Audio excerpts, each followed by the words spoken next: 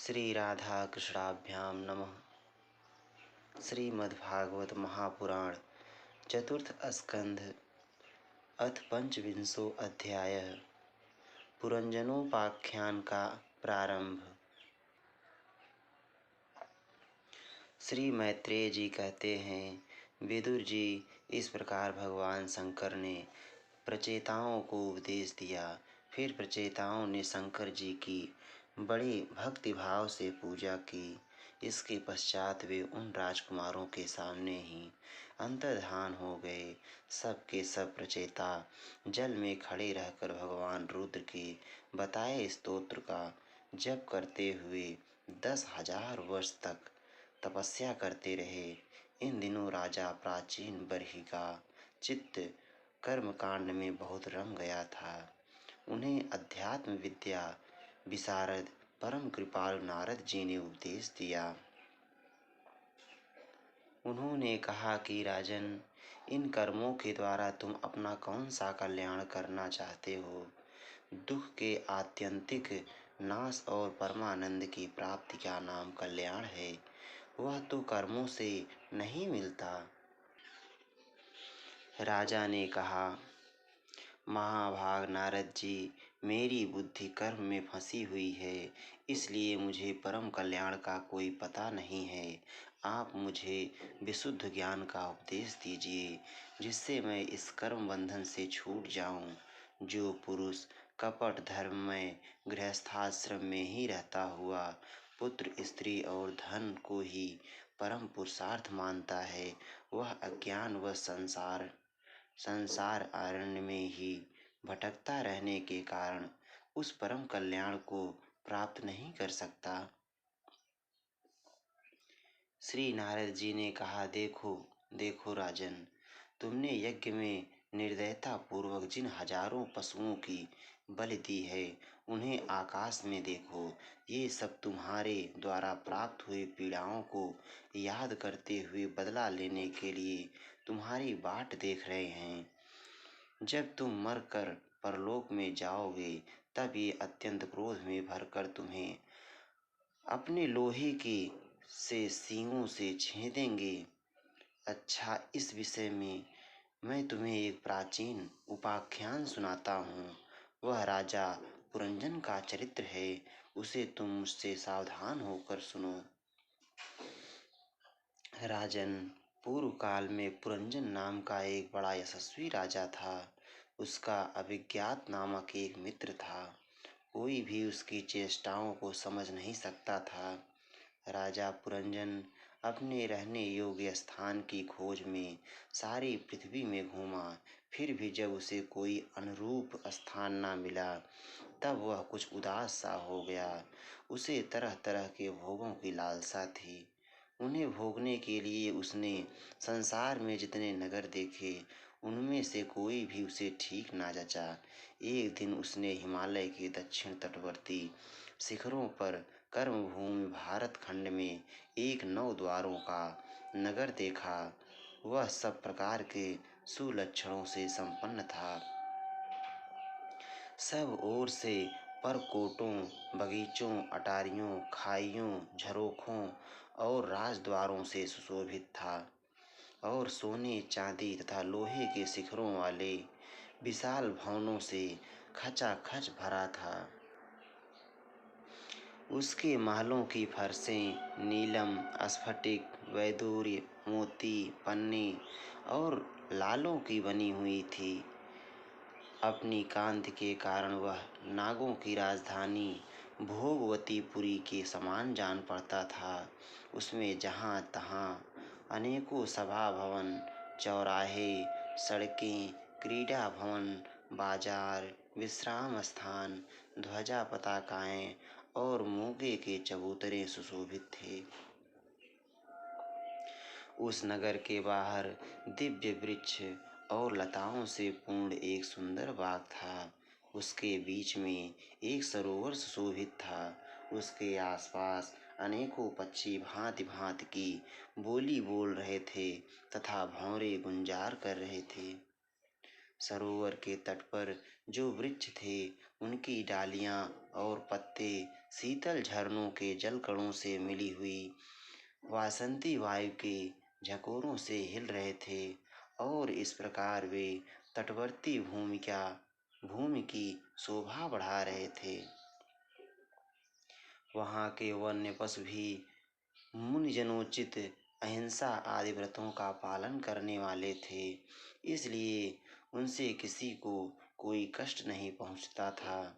वहाँ बार बार जो कोकिल की कुहू ध्वनि होती थी, उससे मार्ग में चलने वाले बटोहियों को ऐसा भ्रम होता था मानो वह बगीचा विश्राम करने के लिए उन्हें बुला रहा है।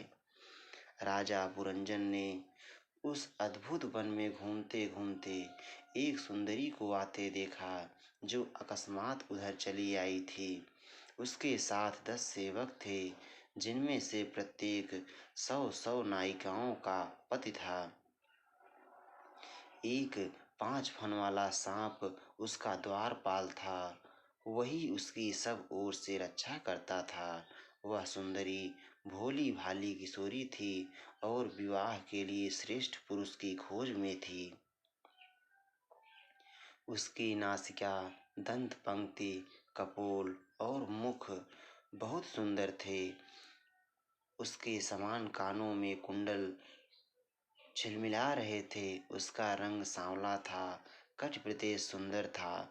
वह पीले रंग की साड़ी और सोने की करधनी पहने हुए थी तथा चलते समय चरणों से नूपुरों की झनकार करती जाती थी।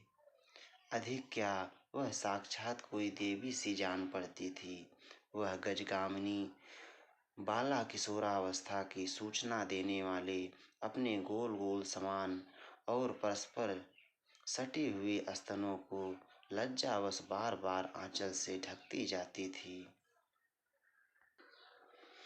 उसकी प्रेम से मटकती भौं और प्रेम पूर्ण तिरछी चितवन के बाण से घायल होकर वीर पुरंजन ने लज्जा युक्त मुस्कान से और भी सुंदर लगने वाली उस देवी से मधुर वाणी में कहा, कमल दल लोचने, मुझे बताओ तुम कौन हो, किसकी कन्या हो। साध्वी, इस समय आ कहाँ से रही हो।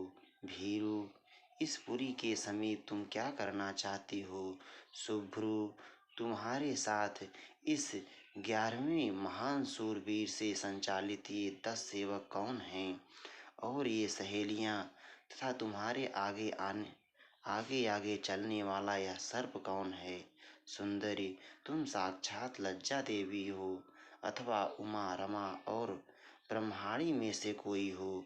यहाँ वन में मुनियों की तरह एकांतवास करके क्या अपने पतिदेव को खोज रही हो। तुम्हारे प्राणनाथ तो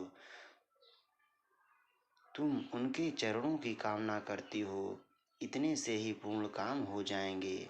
अच्छा, यदि तुम साक्षात कमला देवी हो तो तुम्हारे हाथ का क्रीड़ा कमल कहाँ गिर गया। सुभगे, तुम इनमें से तो कोई हो नहीं, क्योंकि तुम्हारे चरण पृथ्वी का स्पर्श कर रहे हैं। अच्छा, यदि तुम कोई मानवी ही हो तो लक्ष्मी जी जिस प्रकार भगवान विष्णु के साथ वैकुंठ की शोभा बढ़ाती हैं, उसी प्रकार तुम मेरे साथ इस श्रेष्ठ पुरी को अलंकृत करो। देखो, मैं बड़ा ही वीर और पराक्रमी हूँ, परंतु आज तुम्हारे कटाक्षों ने मेरे मन को बेकाबू कर दिया है। तुम्हारी लजीली और रतिभाव से भरी मुस्कान के साथ भावों के संकेत पाकर यह शक्तिशाली कामदेव मुझे पीड़ित कर रहा है। इसलिए सुंदरी, अब तुम्हें मुझ पर कृपा करनी चाहिए। सुचिस्मिते, सुंदर भौहें और सुघड़ नेत्रों से सुशोभित तुम्हारा मुखार बिंद इन लंबी लंबी काली अलकावलियों से घिरा हुआ है। तुम्हारे मुख से निकले हुए वाक्य बड़े ही मीठे और मन हरने वाले हैं, परंतु वह मुख तो लाज के मारे मेरी ओर होता ही नहीं। जरा ऊंचा करके अपने उस सुंदर मुखड़े का मुझे दर्शन तो कराओ।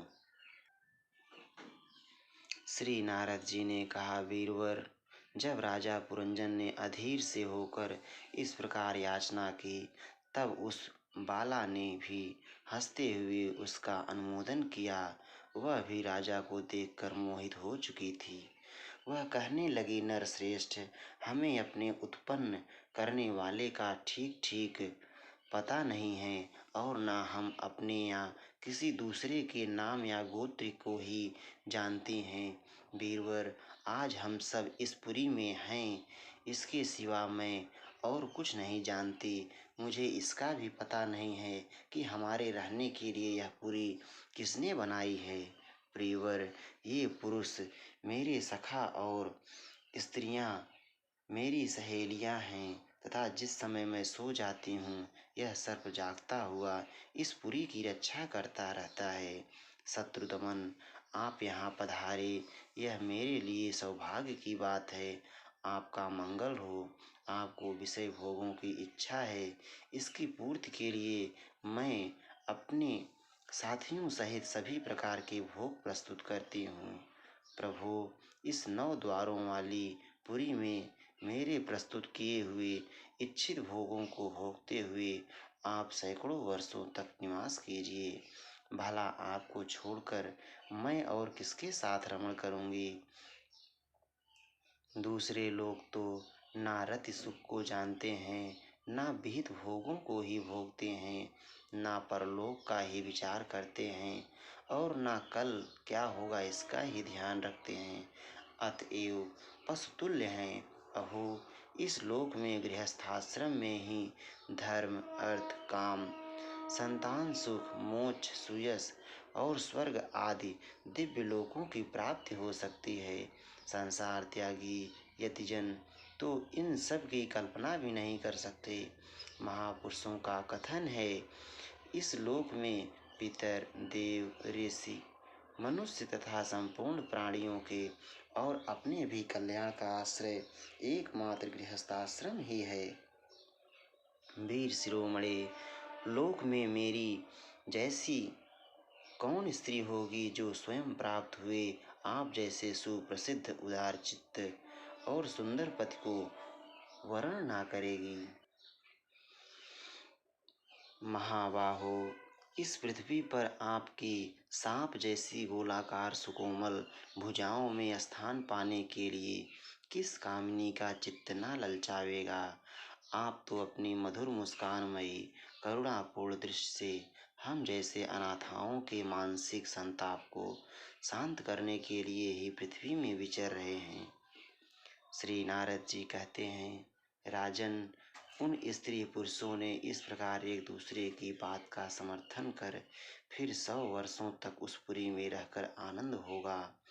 गायक लोग सुमधुर स्वर में जहाँ तहाँ राजा पुरंजन की कीर्ति गाया करते थे। जब ग्रीष्म ऋतु आती तब वह अनेकों स्त्रियों के साथ सरोवर में घुसकर जल क्रीड़ा करता। उस नगर में जो 9 द्वार थे उनमें से 7 नगरी के ऊपर और 2 नीचे थे। उस नगर का जो कोई राजा होता उसके पृथक पृथक देशों में जाने के लिए ये द्वार बनाए गए थे। राजन, इनमें से 5 पूर्व, 1 दक्षिण, 1 उत्तर और 2 पश्चिम की ओर थे। उनके नामों का वर्णन करता हूँ। पूर्व की ओर खदोता और आविर्मुखी नाम के 2 द्वार एक ही जगह बनाए गए थे। उनमें होकर राजा पुरंजन अपने मित्र दुमान के साथ विभ्राजित नामक देश को जाया करता था। इसी प्रकार उस ओर नलिनी और नालिनी नाम के 2 द्वार और भी एक ही जगह बनाए गए थे। उनसे होकर वह अवधूत के साथ सौरभ नामक देश को जाता था। पूर्व दिशा की ओर मुखिया नाम का जो 5वां द्वार था उनमें होकर वह रसज्ञ और पिपण के साथ क्रमशः बहुदन और आपण नाम के देशों को जाता था। पुरी के दक्षिण की ओर जो पितृहु नाम का द्वार था उनमें होकर राजा पुरंजन श्रुतधर के साथ दक्षिण पांचाल देश को जाता था।